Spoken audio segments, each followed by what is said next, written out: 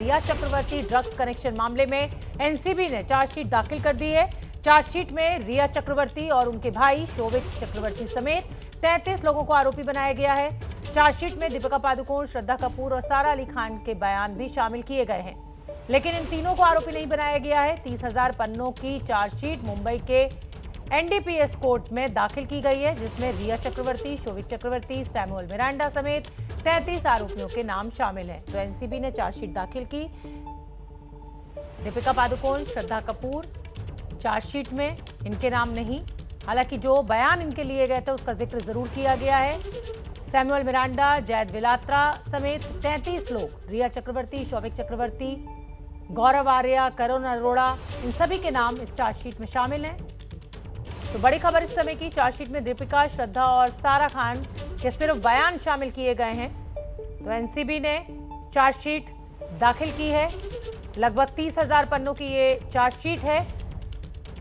रिया चक्रवर्ती, शोभिक चक्रवर्ती समेत तमाम जो आरोपी हैं वो 33 आरोपी हैं इस पूरे मामले में। हमारे साथ हमारे दो सहयोगी जुड़ रहे हैं, मृत्युंजय और मनोज वर्मा। मृत्युंजय का मैं रुख करूंगी पहले। मृत्युंजय, मैं इस खबर पर पूरा अपडेट आपसे चाहूंगी।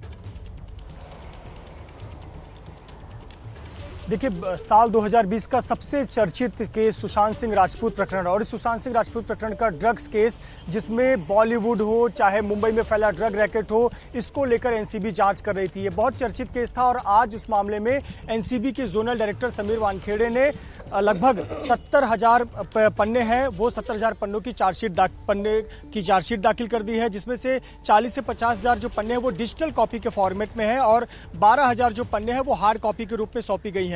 ये जो पूरा मामला था ये किस प्रकार से उजागर हुआ? देखिए, सुशांत सिंह राजपूत मौत की जांच चल रही थी। इस दौरान ईडी को कुछ चैट मिले थे जिसमें यह बात सामने आई कि ड्रग्स के लेन देन की बात थी। जब ईडी ने यह जानकारी एनसीबी से साझा की और एनसीबी ने फिर जांच शुरू की। सबसे पहले मुंबई के पवई इलाके से 2 ड्रग पेडलर को पकड़ा गया था। करण अरोड़ा नाम था।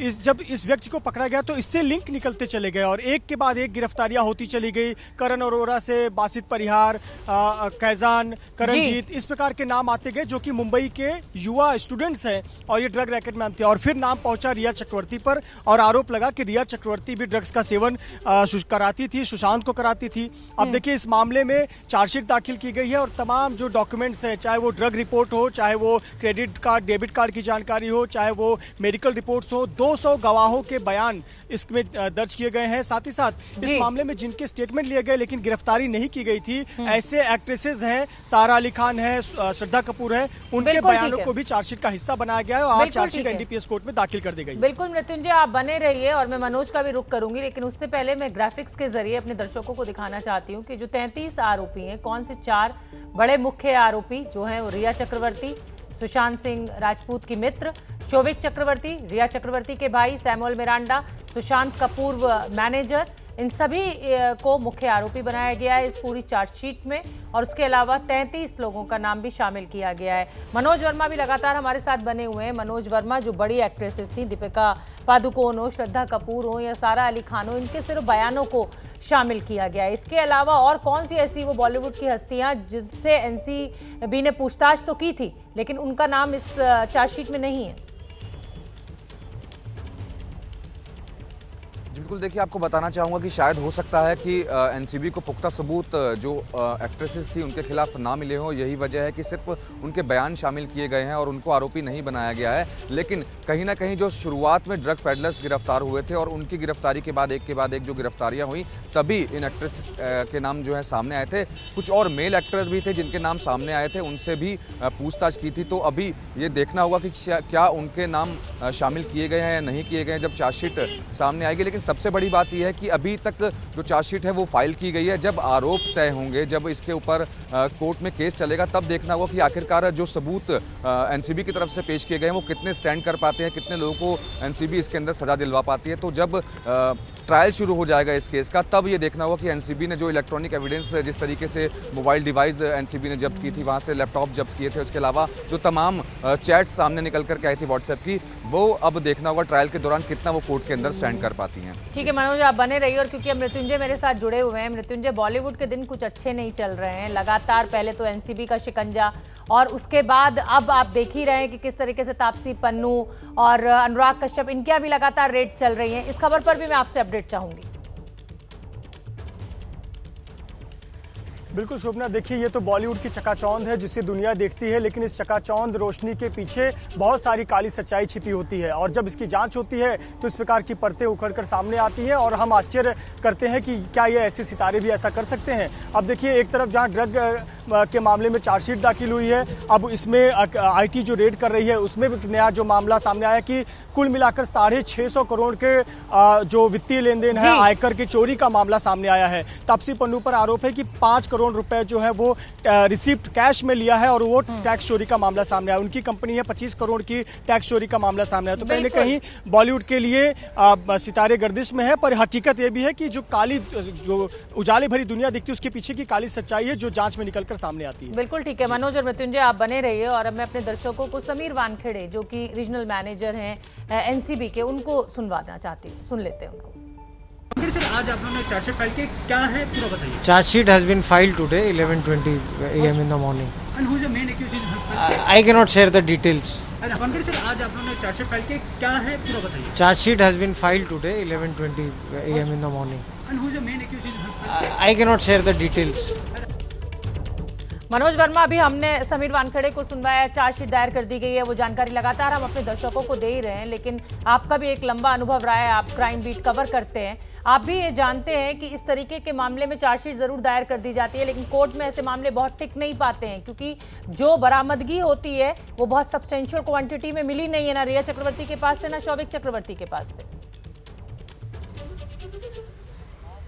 जी बिल्कुल, बहुत बड़ी मात्रा में नहीं मिली है, लेकिन एक चीज़ मैं आपको बताना चाहूँगा कि रिया चक्रवर्ती ने अपने बयान में खुद बताया था कि हाँ वो सुशांत सिंह राजपूत को ड्रग्स प्रोवाइड कर रही थी। और जब जांच की गई तो एक चीज़ और सामने निकल करके आई थी कि रिया चक्रवर्ती के अकाउंट से एक ड्रग पैडलर को अकाउंट में पैसे भेजे गए थे। तो ये कहीं ना कहीं रिया चक्रवर्ती के लिए मुश्किल हो सकती है, क्योंकि आपको बताना चाहूँगा कि जब शौविक को रिया चक्रवर्ती ने ड्रग्स लेने के लिए भेजा था तब शौविक के पास पैसे नहीं थे, और जब उसने सैमुअल मिरांडा से बात की तब उसने कहा कि आप रिया से बात कीजिए, और उस दौरान रिया चक्रवर्ती का जो क्रेडिट कार्ड था वो इस्तेमाल किया गया था। 11,000 रुपए उससे निकाले गए थे और वो सीधे जो पैसे थे वो ड्रग पैडलर के पास गए थे। तो कहीं ना कहीं ये एक एविडेंस जो है वो रिया चक्रवर्ती की मुश्किलें जो है कोर्ट के अंदर खड़ी कर सकता है। इसके अलावा भी तमाम जो सबूत एनसीबी की तरफ से पेश किए गए हैं, जिस तरीके से चैट सामने आई थी, चैट में बातचीत हो रही है, तो कहीं ना कहीं ये जो एक सबूत है वो रिया की मुश्किलें बहुत ज्यादा कोर्ट में बाद में बढ़ा सकता है। बिल्कुल ठीक है, बहुत बहुत धन्यवाद। जैसा कि मैं लगातार कह रही हूँ, बॉलीवुड के सितारे कुछ गर्दिश में हैं। एक तरफ तो सुशांत सिंह राजपूत ड्रग्स मामले में, रिया चक्रवर्ती, उनके भाई शौविक चक्रवर्ती और उनके जो तमाम जो सहयोगी थे, 33 लोगों के खिलाफ चार्जशीट दायर हो गई है। और दूसरी तरफ मुंबई में बॉलीवुड के जो जाने मानी एक्ट्रेस हैं तापसी पन्नू, उनके घर पर रेड चल रही है और आज लगातार तीसरा दिन है। इनकम टैक्स डिपार्टमेंट की मुंबई, पुणे, हैदराबाद, दिल्ली में 28 ठिकानों पर यह छापेमारी चल रही है। अनुराग कश्यप, विकास बेहल, मधु मेंटेना, विक्रमादित्य मोटवानी के घर और दफ्तर समेत क्वांट टैलेंट कंपनी के दफ्तरों पर यह रेड लगभग पिछले 50 घंटों से चल रही है। आयकर विभाग, प्रोडक्शन हाउस व टैलेंट कंपनी के 650 करोड़ की टैक्स गड़बड़ी और तापसी पन्नू के 5 करोड़ कैश रिसिप्ट कंपनी के 25 करोड़ के टैक्स गड़बड़ी की ये पूरी जांच चल रही है। तो दो तस्वीरें आपके सामने बॉलीवुड की स्थिति इस समय क्या है उसको बयान करती हुई, एक तरफ रिया चक्रवर्ती, शौविक चक्रवर्ती, सैमुअल मिरांडा, उनके खिलाफ चार्जशीट दायर कर दी गई है सुशांत सिंह राजपूत आत्महत्या मामले में, ड्रग्स मामले में, और दूसरी तरफ जो बड़े सितारे हैं तापसी पन्नू हो चाहे अनुराग कश्यप हो, इनके जो तमाम ठिकाने हैं उन पर रेड चल रही है इनकम टैक्स की। तो ये आप देख सकते हैं चार्जशीट में कौन कौन लोग आरोपी, वो हम ग्राफिक्स के जरिए आपको समझा रहे हैं। जो मुख्य बड़े चेहरे हैं उस पूरे ड्रग्स मामले में, रिया चक्रवर्ती सुशांत सिंह राजपूत की मित्र मानी जाती हैं और शौविक चक्रवर्ती रिया चक्रवर्ती के भाई हैं, सैमुअल मिरांडा सुशांत सिंह राजपूत के पूर्व मैनेजर हैं, गौरव आर्या गोवा के होटल व्यवसायी हैं, इनके होटल में कई बार पार्टियां हुई हैं, अब्बास लखानी जो है वो ड्रग पेडलर है और ये पूरा जो ड्रग रैकेट सामने आया, करण अरोड़ा ड्रग पेडलर है जिनसे रिया चक्रवर्ती ड्रग्स मंगाती थी, उनके भाई उनकी मदद करते थे, सैमुअल मिरांडा भी उस पूरे लिंक में शामिल है। और इसी को लेकर अब आज 30,000 से ज्यादा पन्नों की ये चार्जशीट दायर कर दी गई। और हम आपको बता दें कि तापसी पन्नू और अनुराग कश्यप पर आयकर विभाग के छापों को लेकर अभिनेत्री कंगना रनौत ने निशाना साधा है। कंगना ने बिना किसी का नाम लिए कहा कि एक बार का चोर हमेशा चोर होता है, जो लोग अपनी मातृभूमि को बेचना चाहते हैं, उसके टुकड़े करना चाहते हैं, वो धोखेबाज हैं। जो लोग ऐसे धोखेबाजों का समर्थन कर रहे हैं वो भी चोर हैं। इन लोगों ने सिर्फ टैक्स चोरी ही नहीं की बल्कि काले धन का बड़ा लेन देन भी किया। इस काले धन का इस्तेमाल शाहीन बाग और 26 जनवरी की हिंसा भड़काने में किया गया। टैक्स चोरी में जिस क्वैन और फैंटम फिल्म्स प्रोडक्शन हाउस पर शिकंजा कसा है उससे अनुराग कश्यप जुड़े हुए थे, जिन पर खुद रेप का केस चल रहा है। तो कोई भी मामला हो, कंगना रनौत की टिप्पणी ना आए ऐसा हो नहीं सकता, और इसीलिए इस बार बिना नाम लिए कंगना रनौत ने हमला बोला है अनुराग कश्यप और तापसी पन्नू के ऊपर चल रहे इनकम टैक्स की रेट को लेकर। न पाबंदी हो न कोई हद हो तो बस खुद बनाई सरहद हो। ये मुहिम है परतों में छिपे हर सच की तलाश की, सियासत पर रखी पैनी नजर और आंख की, खबरों की दुनिया में एक जिम्मेदार आवाज की, जुर्म और जुल्म के खिलाफ हर बेबस के लिए इंसाफ की। जब कोई हद नहीं इंसानियत के लिए जज्बात की, जब कोई हद नहीं खुशियों और ख्वाब की, तब कोई हद क्यों हो नए नजरिए और बदलाव की। तोड़ के हदों के ताले नए सपनों को पाले, बांधे सबको एक धागे, आपको रखे आगे। ABP news.